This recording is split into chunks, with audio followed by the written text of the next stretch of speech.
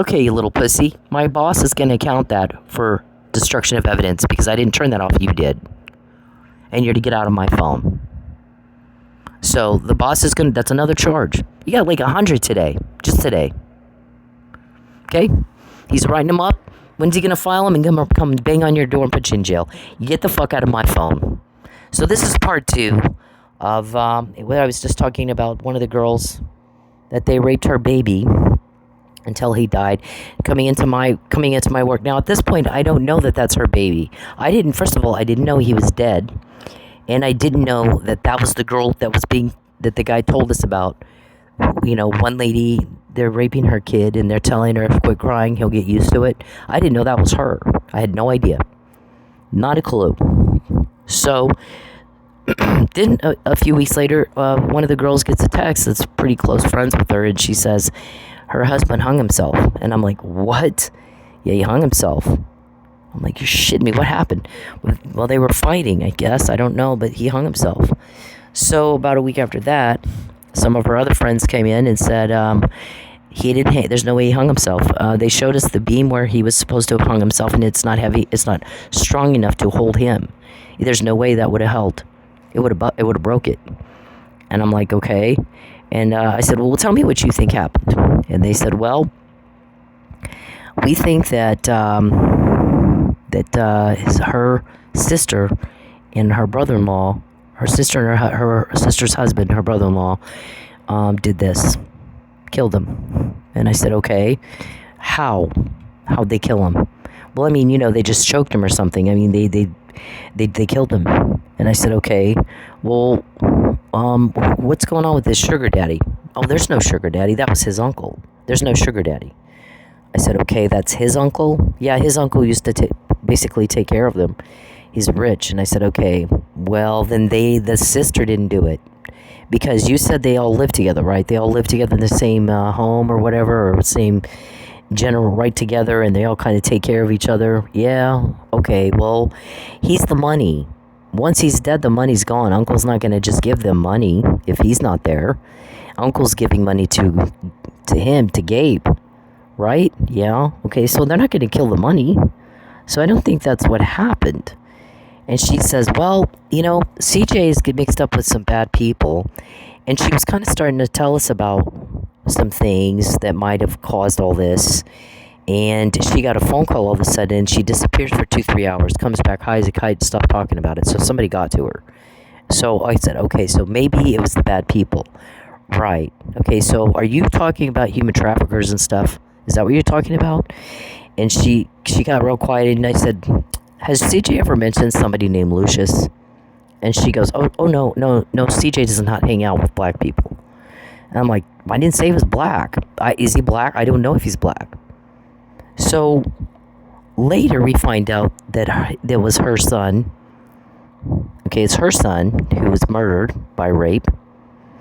And they think that I don't know why they send him right to my work to meet me. We don't know why. I'm still not sure why. But they're spending great green gobs of money, about $1,000 every other week. And they're 19 with no job. And come to find out later, as she's telling me about this stuff what happens with Gabe, then she starts mentioning they just lost a baby. Well, how'd the baby die? Well, the baby dies of the flu. And the guys are like checking into this as she's telling me. All the friends are telling me stuff. They're starting to check into it. They're finding out, no, that's the baby. That was her baby that was raped. That was her they were talking about. And he died. And it wasn't of the flu. It was of a perforated bowel. Also, Gabe, the husband, had ligature marks around his wrists and his ankles. He was hogtied and strangled with an extension cord. So he was murdered because they thought he was leaking to you. Wow. And he wasn't. He was not telling me anything. I didn't even know. At that point, I had no idea. Until after Gabe died, I didn't know that was her kid. I didn't know her kid died from the rape. I didn't know that. I didn't know any of it. I didn't know that was them. All she said is, we have a sugar daddy. And then it was, and after Gabe dies, then the friends tell me there's no sugar daddy, it's her uncle. Well, everybody around there would call Lucius Uncle Lucius. So the guys were like, they're checking into things as people are telling me things while I'm there at work. And they don't want CJ working there because they don't want her telling me what happened. Well, we already know what happened. You keeping her from working there didn't change that. It actually got us more because it pissed my people off. Same thing with my son. You start interfering in what we're doing, you're going to pay.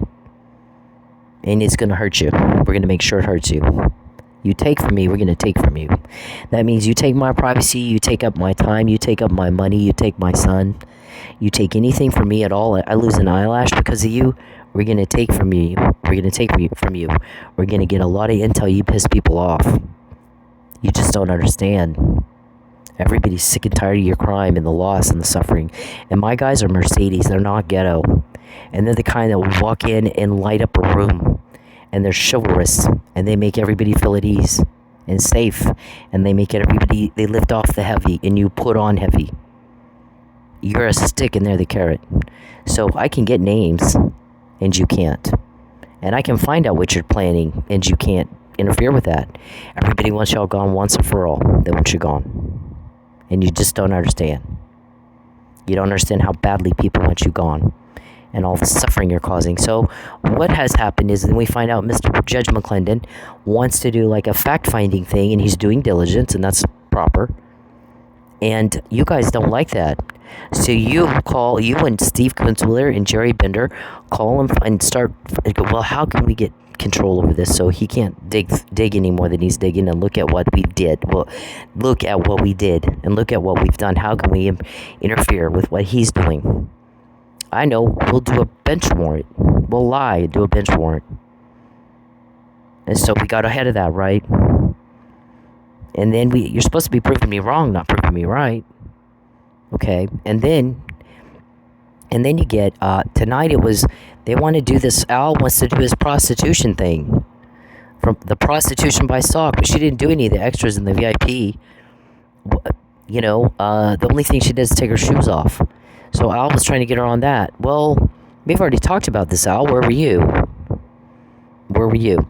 So what happens is, you know, strip club apparently is supposed to wear shoes, or there's something about shoes that makes, if you take your shoes off, it's called prostitution. Well, we would make the argument that that is not the case. It doesn't meet the legal definition of prostitution. Taking your shoes off, there's no money being exchanged for the... Okay, when a cop does like a sting up on a prostitution, okay, they go to a hotel and there has to be money exchanging hands. Before, there doesn't have to be sex, but there does have to be money exchange. You know, how much do you charge for this, for your services, prostitute lady? Well, I charge, you know, $50 an hour, and you got to pay for the hotel. Okay, here's my $50, and then boom, they'll bust in the room and put your ass in jail, right? Isn't that how the sting op works? On those deals, you have to actually exchange money. Same thing with a drug bust. You got to, I mean, if they're watching a drug deal go down, they got to have certain things have to happen in that sting before they can bust the door down and make an arrest. They might have the room bugged up, or they might have somebody's wearing a wire, whatever. Okay, but there has to be some exchanging of money. Otherwise, you're just talking. There's no crime being committed if you're just talking about you know, prostitution, or you're just talking about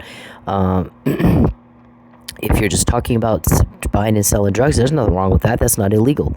What's illegal is when you actually start buying and selling drugs, or you actually start the process of a transaction that would constitute prostitution. So just talking about prostitution is not a crime. Just talking about drug dealing is not a crime.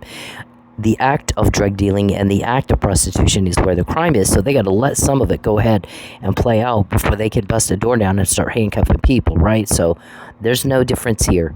What would happen is, first of all, my shoes would like cut the hell out of my feet. I mean, there was a strap that would just cut my feet. I mean, I have a gash, it would just bleed, and it looked ugly in the top of my foot. So I would wear socks to keep that from happening. And so one night I asked a cop, the guy comes in and he tells me he's an off-duty cop. We had them come in all the time. It's not a big deal. And I'm like, okay, so what's the deal with the shoes and that being prostitution or whatever? And he was like, well, I think it's just a misdemeanor ticket. I haven't seen it enforced in a long time. He goes, I think they might in Oklahoma City, but in the Tulsa area, they don't really give a shit about stuff like that. But just make sure your feet are covered. Just keep those socks on all the time, and you should be okay. But he goes, it's just like so not enforced in such a silly, stupid law that I'm not even, I don't. They just don't really enforce it anymore. I think they did a long time ago. They don't now. They might in Oklahoma City. I'm not sure, but they don't in Tulsa really. We haven't seen that in a long, long time. Anybody pursue charges on that? I'm like, okay, so. He goes, just keep your socks on. I was like, okay, so I did. But if I'm doing a dance in the VIP, I'd be standing on furniture. Well, our heels are just like really sharp, and it would poke holes in the furniture. So I would take my shoes off, as did all the other girls. There was one chick that had a hell of a time with her feet hurting, and you almost never saw her wearing shoes. She almost always wore socks. And just walk around like that. Sometimes even on stage. You're not really supposed to do that, but clearly I wasn't the only one, Al. And but apparently Charles has been looking we gotta find a way to arrest her, and I can get my smear campaign all over the news and make her look bad, hoping that'll make me look good. No, it gives me another I told you so. I did say this is what you've been trying to do. We've said it over and over and over and over and over. You threaten me every day with false arrest. You think you're going to sit me down and talk me into being human trafficked, and you've all fallen down and you have bonked your nutty little head on the pavement. If you actually think that, I will not talk to you and I will not see you. And guess what? When you're in jail, you don't have to see visitors, sir. And I wouldn't talk to you and I wouldn't see you. Okay? I want nothing to do with you. The guys would come get me out and put you in jail at some point. Or they might want to go ahead and let it go to court so we get a little bit more we can use to build everything that's on the docket, sir. They're going to use it to build a foundation for your criminal case. And we've already told you that. That includes the traffic ticket that was dismissed no cost. And I made it very clear in my briefs, this is what they're trying to do to me. They're trying to use tax dollars to facilitate delivery in a human trafficking deal. They would like my driver's license. I've got emails about it going way back, and about pullovers too. And if you say you don't know where I live, then how could you know when and where I'm gonna go to the store to have a cop waiting to pull me over, sir? You lie about everything, don't you? You'll look people right in the eye and lie to them about the color of their own eyes, won't you? You're that sick, aren't you? And nobody trusts you, and nobody will give you a name. Nobody will give a name even to somebody if they think they'll tell you. Okay? So you're not doing good here. And you're too dumb to know that. It's not my problem. I get the intel either way. I get it either way. So apparently this deal with, now twice they have tried, first using Judge Hoffmeister, which is sad. I thought Judge Hoffmeister was a nice guy. Okay, but, what'd you do to corrupt him? What'd you do to corrupt him? Did you threaten him too? Mr. Perry, if you contact me, I'm going to get more. Every contact gets me more. Is that your objective? Is that your objective? Every day I'm not with my son. Every day I'm broke. They know you're making me broke. They got a forensic accountant keeping track of every penny you cost me. And they have a dollar figure assigned to my time. So, good luck with that. And plus the $3,000 a day for watching me in my house. So you got to explain, sir. If you say you don't know where I live and don't have cameras in my house, then how the hell would you know when I'm going to leave and get, go to the store, and which store I'm going to go to, and which road I'm going to go down? What am I out of that I would go to a certain store? If you're not stalking me, and you're not voyeurs, and you have a clone to my phone, and you use it as a GPS machine device, explain that. Everybody wants to know. They want to hear you explain it on the record. Why don't you go in the courtroom with Judge McClendon and put it on the record? Okay, if you don't know where I live, then how would you know when and where I would go to the store or the gym, Charles, to have me pulled over in a targeted pullover? Thinking you could have them throw me in jail so you can go talk to me. We just need to talk to her. Listen, we hear you guys talk all day long. You're not going to tell me anything I haven't already heard. And I told you, no, I'm not interested in anything to do with you. I don't want anything to do with you. Nothing. I want to ruin you. I want to ruin your crime. And I believe that very soon there will be a day when I walk in a room full of all your victims right after you people are gone and you're in jail, and there will be peace on their faces finally. and joy for them. And you won't be able to hurt them ever again. And they'll probably sit there and cry out of relief that finally somebody made you stop. And that is what we're doing, and that is our mission statement, and that is our goal, and that is our objective. And with those goals and those objectives, we're getting the help, and you're getting told on. And that's why you want to know who's my leak. Your information is good information. We just want to know how you found out. I'm not told how information is obtained, and I do not want to help you. I want to ruin you. And don't you dare, again, tell anybody we're a couple, because we're not. You got a daydream that is out of control and is embarrassing you, and you don't even know that because you're dumb. I don't like you. Nobody likes you. They won't give you even a name. With no amount of money, it's gotten you even a name. All the money you've spent trying to cover up your crime has done what? What's it actually really done, Charles? This. We find out before. We got evidence of mens rea and premeditation. We got the actus reus and the mens rea both. By the way, it's prostitution with sock. If I'm taking my shoes off, Al, to stand on furniture, there's no sex act. There's no money being exchanged for the act of taking my shoes off, and there's no sex. So where's the prostitution in that? And where's the mens rea, sir?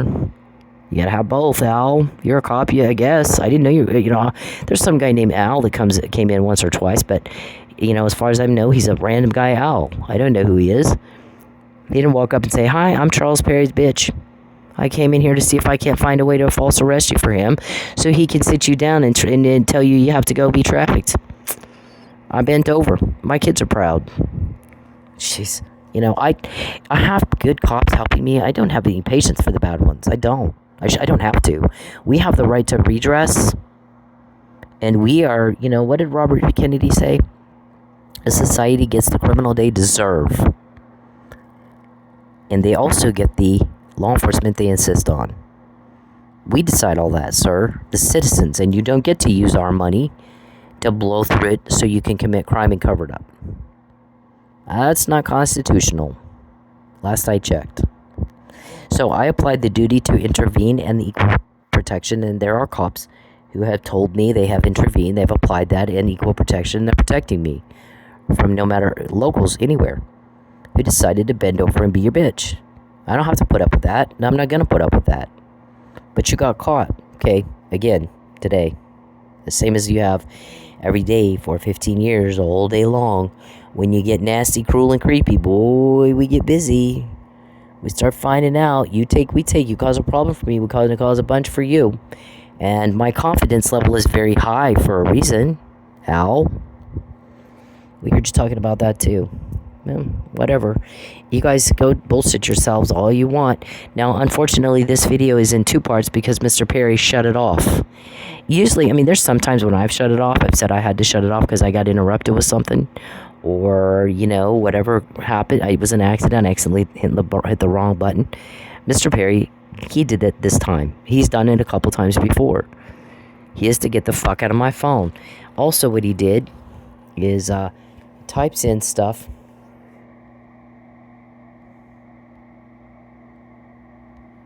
Okay, we had to send out 2. Okay, they're going to charge you for my time because this took up my time. I had to send out 2. Okay, you don't take up my time without it coming out of your ass. You don't take my money or time with my son, or take from him without it coming out of your ass. It absolutely comes out of your ass. If you're too stupid to get that's what's happening, that's not my problem, is it? Nope.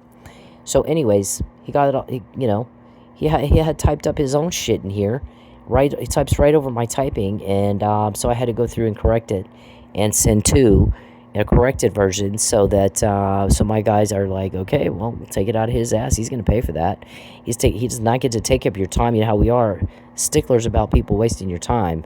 That's a pet peeve of ours, and it's a big problem. You start wasting my girl's time. But he's tired of watching you make me and Dennis sick and broke. He's tired of watching you trying to poison us. Tired of trying to, okay, he almost arrested you on Christmas because Dennis wasn't here on Christmas. He came very close. He's got certain things that he wants to accomplish before he starts making arrests. He's about ready to throw that out the window and just go get your ass. He was that pissed off. Okay, he told you I want her with her son, and I don't want her broke. Okay? I don't want you wasting her time. I don't want you bothering her anymore. And you defied a verbal command. He's asking you to comply with the law. Not climb Mount Everest, not, find a cure for cancer or life on Mars. Just comply with the law like everybody else, sir. And you defied it. And you want to talk to him, and he won't talk to you till no. That's a no-go for you. I'm not talking to that guy. He just flippantly and flagrantly defied my order. And all I ordered him to do is, why don't you go be normal? Just go be normal. Okay? Just back off on the ghetto, back off on the bacteria, back off on the drugs and poisons, back off on the, weirdo shit you do all day, and leave her alone and go be with your family. Okay? Go do things with your family and your constituents and leave her alone. And you said no. And you have chased us and attacked us and chased us and attacked. You don't go where you are. You're coming where we are. So, and you sit there and go, she can't go back to Vegas. She can't go to New Mexico. Watch me. You fuck with me, you're ruined. You have my word, I promise. You don't stick your nose where it doesn't belong, or it will come right out of your asses. So when you read all this 418 pages on the blog and all this stuff, and when you run around and say, how'd she find out about that? How'd she find out we said that? Over and over and over and over. You don't decide where I am. Every time you try to make me move somewhere, what happens? Things get worse for you. You start getting caught more and more and more and more and more, because my guys get pissed off. There they go, sticking their nose where it doesn't belong again. So they make you pay. Right now with Intel, you haven't been arrested yet. Wait till that happens. Okay? People, you're making everybody uncomfortable, nosy body Nancy. You need to get a life. What are you hiding and why are you hiding it? Yep. We're going to get, we get the help and you don't. So when you sit there and you think you decide for me, everybody starts laughing. Oh my God, what nutbags. What planet do they live on? Not this one. Read the blog. 418 pages to your nothing. Over 9 million of your conversations. You don't have our conversations. And you act like you think it's the other way around, and it's not. We don't ask how did they find out, how they know to do that. They do. So you're fucking with some people that are about to crush you. Good luck with that. My boss is not going to talk to you. There's not going to be a conversation. It's not going to be one. Because you defied him, and he's pissed. So good luck with that.